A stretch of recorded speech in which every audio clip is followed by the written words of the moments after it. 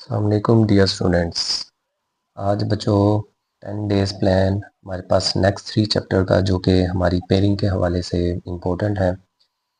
Chapter 15, 16 और 18 तीन chapter हम पहले डिस्कस कर चुके हैं। 12, 13 एंड 14। 12 का 13 के साथ पेयर बनता है और 14 का 15 के साथ और 16 का 18 के साथ। 17 मैंने इसलिए डिस्कस नहीं किया क्योंकि हम पेयरिंग स्कीम ज़्यादा यही फॉलो करते हैं, इसलिए हम 10 डेज़ प्लान उसके हवाले से बना रहे हैं। सबसे पहले उसी तरह से बच्चों आपको तरतीबा पता लग चुकी है। 3 डेज़ आपने किस तरह से डिवीजन करनी है। पहले दिन आपने एक्सरसाइज और चैप्टर के अंदर से इंटरनल शॉर्ट करने हैं। फिर आपने अगले दिन एमसीक्यूज और न्यूमेरिकल्स पर फोकस करना है। फिर आपने नेक्स्ट डे आपने क्या करना है, लॉन्ग क्वेश्चंस पे फोकस करना है। और इसके लिए बच्चों 3 आवर्स आपको ज़रूरी है 3 दिन के लिए। 3 घंटे आपने मुसलसल इन दोनों चीज़ों को कवर करना है। 3 घंटे आपने इन दोनों पर देने हैं और 3 घंटे आपने इन दोनों पर देने। या आप इस तरह से भी कर लें, अपने टाइम को रिड्यूस करें, थोड़ी एफिशिएंसी दिखाएं। आप पर डे 1 घंटा इसको पढ़ें, 1 घंटा इसको पढ़ें, 1 घंटा इसको पढ़ें, तो आपके 3 डेज़ के कंप्लीट हो जाएंगे। इसी तरह से बच्चों 3 आवर्स आपको स्टडी करनी पड़ेगी।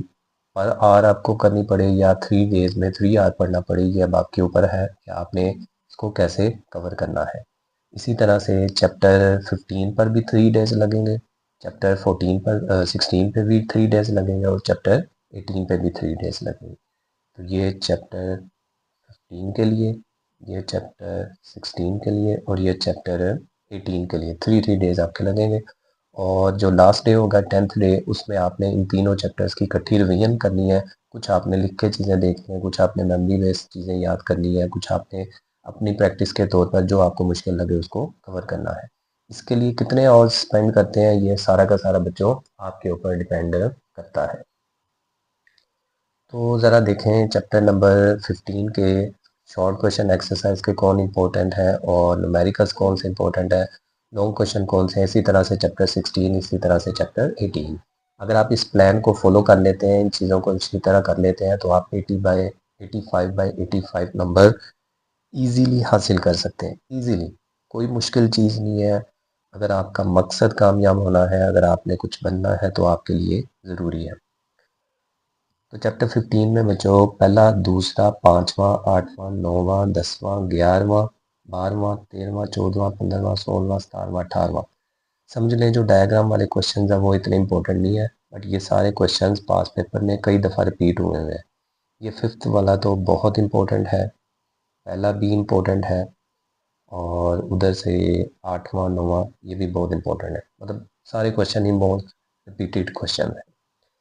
न्यूमेरिकल्स कौन से हैं बच्चों, इस चैप्टर के न्यूमेरिकल्स बहुत ज़्यादा है। तो इसको हम कैसे करें। जो तो अच्छे टॉपर स्टूडेंट्स हैं उनको चाहिए कि वो सारे के सारे न्यूमेरिकल्स करें, बट अगर कोई बच्चा चाहता है कि मेरा थोड़ा सा सिलेबस कम हो जाए, तो उसको चाहिए पास पेपर के जो रिपीटेड न्यूमेरिकल्स हैं सिर्फ उनको कर लें। अगर उसकी लक अच्छी हुई तो उनमें से ही इंशाल्लाह वही रिपीट हो रहे होते हैं ज़्यादा से ज़्यादा, तो आपने उन प्लान को फॉलो कर लेना है। दो क्वेश्चन बच्चों कौन से इंपॉर्टेंट है चैप्टर 15 में। एक है motional EMF, Faraday law, Lenz's law, self induction, mutual induction, energy stored in an inductor, AC generator, transformer. तो ये क्वेश्चन अगर आप इनको अच्छी तरह से सारे तैयार कर लेते हैं तो इंशाल्लाह आपके ये लॉन्ग क्वेश्चन भी कवर्ड हो जाएंगे। नेक्स्ट बच्चों प्लान है हमारा चैप्टर नंबर 16। चैप्टर नंबर 16 के एक्सरसाइज के शॉर्ट क्वेश्चन कौन से इंपॉर्टेंट है। पहला, दूसरा, तीसरा, चौथा, पाँचवा, छठा, आठवां, नौवां, 10वां। इसमें एक लॉन्ग स्टेटमेंट वाला शॉर्ट क्वेश्चन है जो कि लेंथी है, उसकी स्टेटमेंट बड़ी है, तो वो अक्सर मतलब मैक्सिमम चांस है उसके कि नहीं आएगा। लेकिन आपने इन सारे शॉर्ट क्वेश्चन को अच्छी तरह से याद करना है। 16 के सारे न्यूमेरिकल्स ही बहुत इंपॉर्टेंट है। छोटे छोटे न्यूमेरिकल्स हैं, 2-3 बीच में लेंथी हैं, तो ये न्यूमेरिकल्स की आपने क्या करनी है, प्रैक्टिस कर लेनी है। नेक्स्ट बच्चों लॉन्ग क्वेश्चन है AC through register, AC through capacitor. Register बहुत कम आता होता है लाहौर बोर्ड के हवाले से, लेकिन ये जो कैपेसिटर और इंडक्टर वाला है ये बहुत इंपॉर्टेंट है।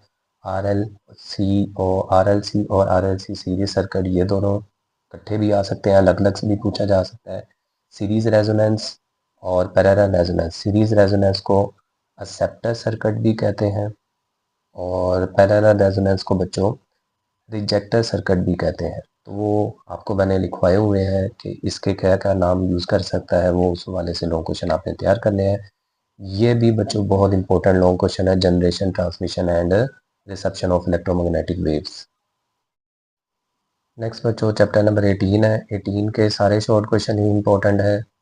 अगर इनमें कहीं कोई इंपॉर्टेंट नहीं है तो सारे के सारे ही बच्चों इंपॉर्टेंट है। और इसके अलावा जो न्यूमेरिकल्स हैं, इनमें सिर्फ एक न्यूमेरिकल तो बहुत दफ़ा रिपीट हुआ है।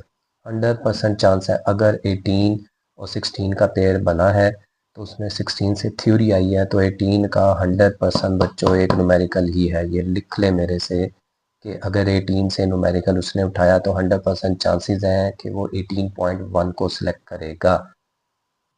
18.4 भी इम्पोर्टेंट है, 18.5 भी इम्पोर्टेंट है, बट 18.5 एक दो दफ़ा आया हुआ है। तो इस हवाले से मेरी जो प्रिडिक्शन है, अगर वो न्यूमेरिकल देता है 18 से फर्स्ट टाइम या सेकंड टाइम में, तो वो आपको दोनों टाइम में भी अगर देता है तो वो 18.1 को ही प्रेफर करेगा।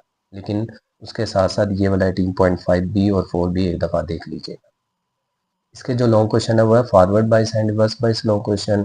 रेक्टिफिकेशन में दो है, हाफ और फुल, वो दोनों भी दे सकता है, वो लक भी पूछ है। ट्रांजिट एम्पलीफायर, ये वाला लॉन्ग क्वेश्चन, रेक्टिफिकेशन, और ये तो बहुत ही इंपॉर्टेंट है बच्चों, इनको आप नोटना ही नहीं किसी से। उसके बाद बच्चों जो हमारे पास लॉन्ग क्वेश्चन है वो है operational amplifier. Operational amplifier as inverting outing, ये भी इंपॉर्टेंट है हमारे पास।